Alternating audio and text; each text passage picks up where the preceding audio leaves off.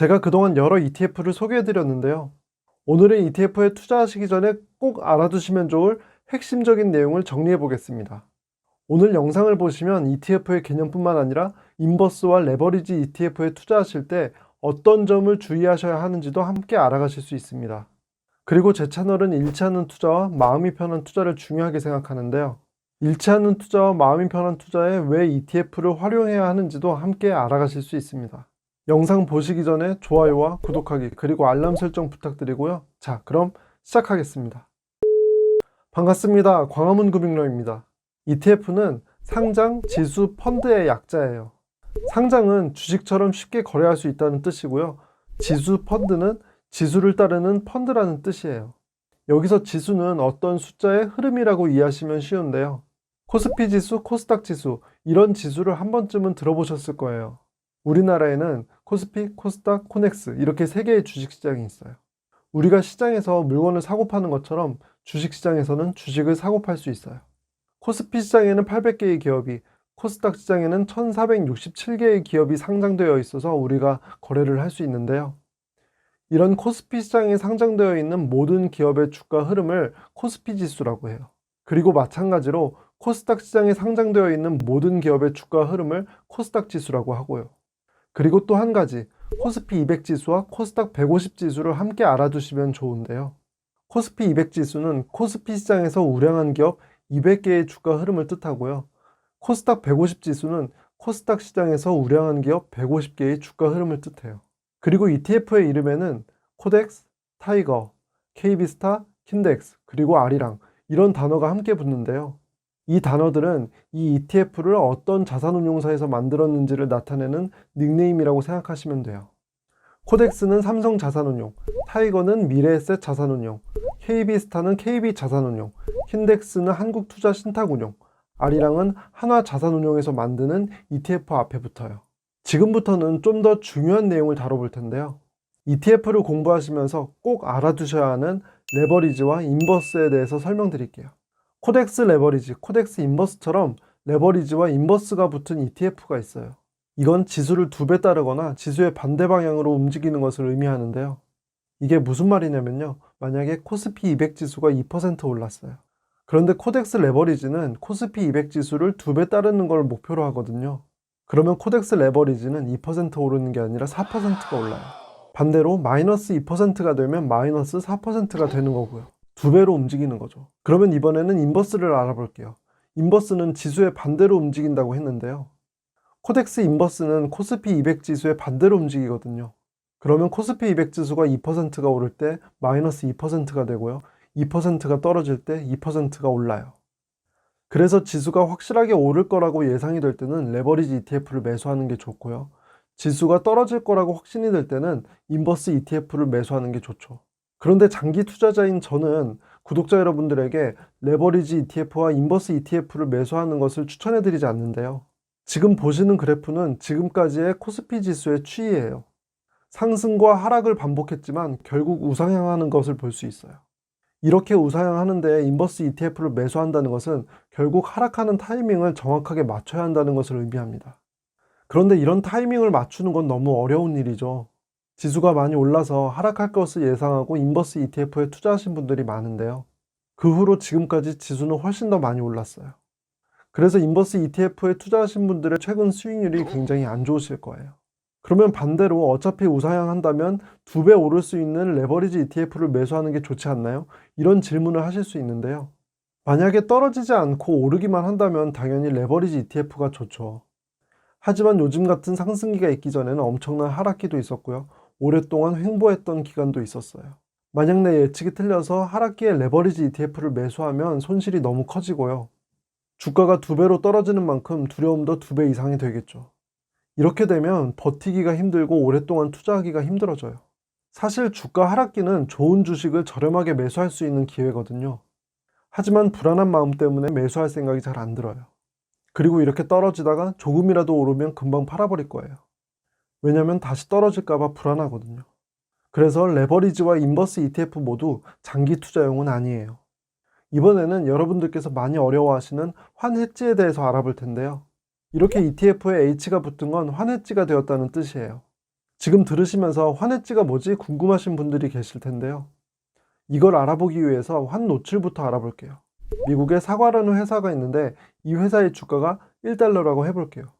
당연히 사과는 미국 회사니까 이 회사에 투자를 하려면 달러가 필요하겠죠. 그런데 우리는 한국 돈을 갖고 있으니까 이걸 달러로 바꿔서 미국 주식을 사야 해요. 이렇게 한국 돈을 미국 돈으로 바꾸는 비율이 환율인데요. 얼마 전까지만 해도 원화와 달러의 환율이 1200원이었어요.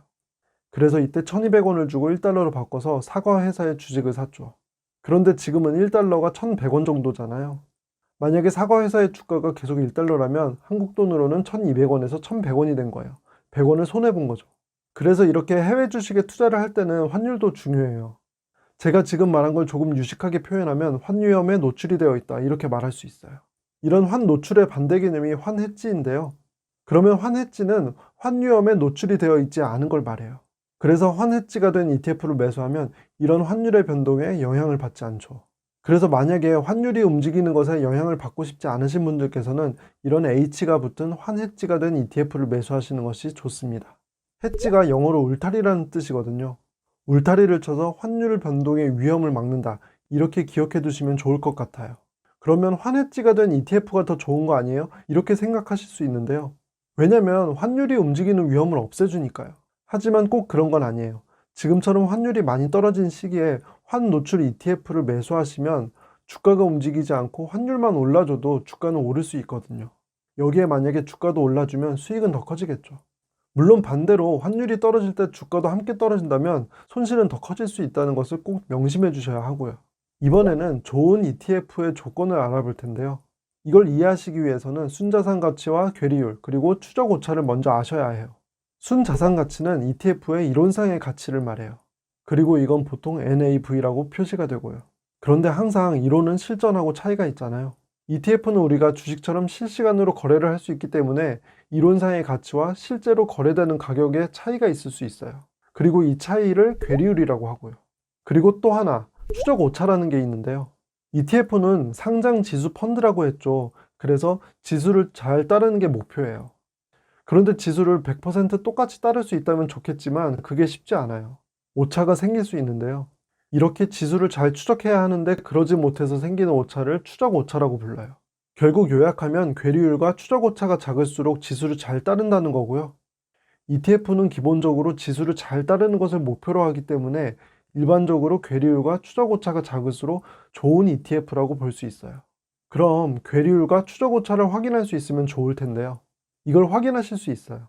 PC로 네이버에서 여러분들께서 관심 있는 ETF를 검색해 주세요. 그 다음에 종합 정보를 선택하시고 맨 아래에 보시면 괴리율과 추적 오차를 확인하실 수가 있어요. 괴리율과 추적 오차는 이렇게 확인하실 수 있고요. 지금부터 말씀드리는 내용이 오늘 영상의 핵심인데요. 제가 왜 장기 투자에서 ETF를 추천해 드리는지 말씀드려 볼게요. 첫 번째 이유는 적은 투자 금액으로도 분산 투자를 할 수 있다는 거예요. 그리고 특히 마음이 편한 투자를 위해서는 분산 투자가 중요한데요. 이걸 이해하시기 위해서 한 가지 실험을 해볼게요. 예를 들어서 삼성전자 한 종목만 보유한다고 해볼게요. 2020년 1년 동안 총 248번의 거래를 했고요. 삼성전자의 주가가 오른 날은 128번, 오르지 않은 날은 120번이었어요. 주가가 오르지 않으면 기분이 별로 좋지 않으니까 기분이 좋지 않은 날이 120번이었던 거죠. 그런데 만약에 LG화학도 같이 매수했다고 해볼게요.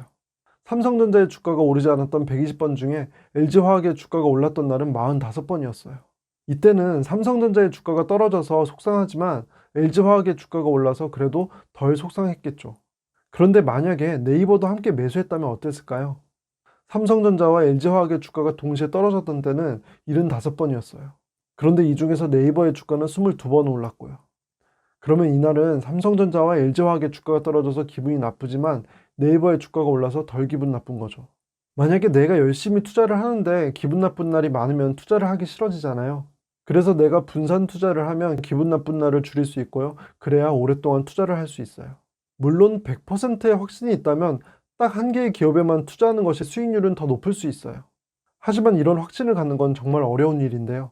만약에 내가 한 종목에 몰빵을 했는데 내가 보유한 주식의 주가는 떨어지고 다른 주식의 주가는 오른다면 그 종목이 눈앞에 아른거려요. 그럼 떨어지고 있는 내 종목은 손실을 보고 팔고요. 오르고 있는 그 주식을 매수를 합니다. 그러면 내가 산 종목의 주가는 떨어지고요. 내가 팔았던 종목의 주가는 올라요. 이런 상황을 막기 위해서라도 분산 투자가 중요해요. 문제는 삼성전자, 네이버, LG화학을 한 주씩만 매수를 해도 100만 원이 넘는 투자 금액이 필요한데요. ETF에 투자를 하시면 단돈 몇만 원으로도 이 모든 주식에 투자를 하실 수 있습니다. ETF를 매수하시면 저렴한 금액으로 분산 투자를 하실 수 있는 거예요. 저는 주식 투자를 할 때 좋은 주식을 적은 투자 금액으로라도 매달 적금 붙듯이 꾸준하게 매수하시라고 말씀드리고 있는데요. ETF로 이 세 가지를 모두 실천하실 수가 있어요. 그리고 기업뿐만 아니라 국가도 분산 투자를 하실 수가 있어요. 불과 얼마 전까지만 해도 미국 주식의 주가 상승률이 우리나라보다 더 좋았거든요. 그런데 최근에는 우리나라의 분위기가 더 좋아요. 이렇게 시기마다 주가가 더 잘 오르는 국가도 달라질 수가 있어요. 그리고 ETF를 통해서 미국뿐만 아니라 인도, 중국, 베트남 등에도 투자를 하실 수가 있어요. 그리고 이 밖에도 채권이나 원자재에도 투자를 하실 수가 있습니다. 그러니까 ETF를 활용하면 여러 가지 분산 투자를 동시에 하실 수가 있는 거죠. 그런데 앞에서 말씀드린 장점은 일반적인 펀드의 장점이기도 한데요. ETF는 일반적인 펀드보다 보수가 더 저렴하다는 특징이 있어요. ETF와 펀드 모두 우리가 여러 가지 분산 투자를 할 수 있도록 도와주니까 수수료 성격의 보수를 받는데요. 보통 펀드의 보수는 2% 정도예요. 그런데 ETF는 평균적으로 보수가 0.2% 수준이고요. 이 차이가 작다고 생각하실 수도 있는데요. 그런데 장기 투자를 하면서 투자 금액이 커지면 이 1%의 차이는 무시할 수 없이 커집니다.